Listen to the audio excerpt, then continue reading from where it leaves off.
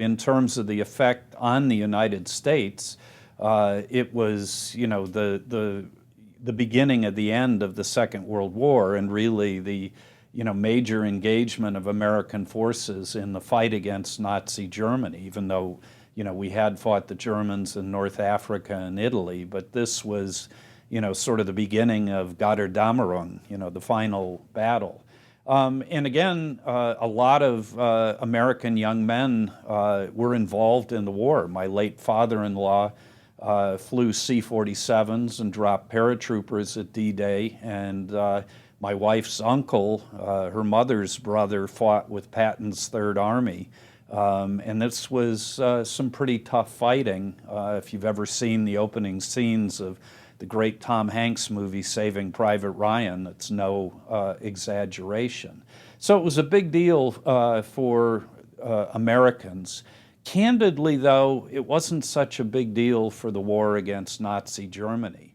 The real day that marked the turning point in World War II was May 8th, 1945, Victory in Europe Day. That's the day the Russians celebrate, because that's when the war was over. And indeed, most of World War II was fought on the Eastern Front. 85% of the German forces that were engaged in fighting the Allies were fighting against the Soviets, and the Soviets inflicted the overwhelming number of casualties on the Nazis. So if you ask who won the Second World War, it was Uncle Joe Stalin and the Soviets, with a cameo appearance by the Americans and the Brits. Without understanding the different historical views of who won the Second World War and the relative importance of D-Day versus Victory in Europe Day, it's hard to understand what's going on in the Ukraine.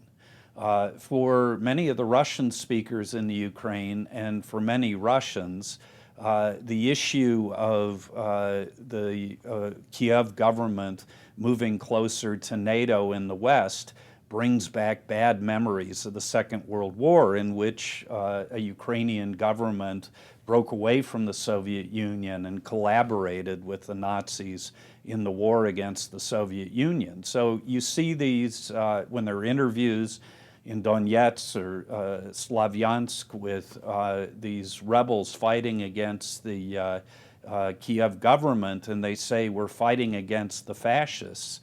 These are people whose grandparents had a different experience of World War II, not just the young men fighting on Omaha Beach, but whole families being ground up in the meat grinder that was the war on the Eastern Front.